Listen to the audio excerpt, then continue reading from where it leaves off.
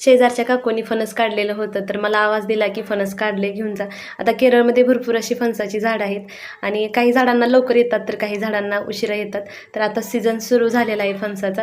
तर फणस काढलं ना तर ते भरपूर मोठ्या प्रमाणात असतं. मग असं शेजारी आहेत ते सगळ्यांना ना असं वाटून देतात, कारण ते जास्त दिवस राहत नाही, खराब होऊन जातं. आणि हे मापात पिकलेलं होतं, जास्त पण पिकलं ना नंतर त्याला पण चव लागत नाही.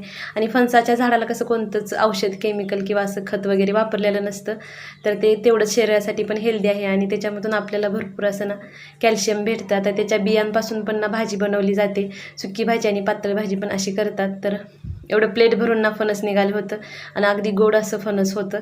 तर आता याच्या बियांची कशी भाजी करतात ना त्याचाही व्हिडिओ मी नंतर चॅनलवरती अपलोड करेन. तर छान असं फणसचं गरं निघलं होतं आणि चवीला पण तेवढाच छान लागत होता.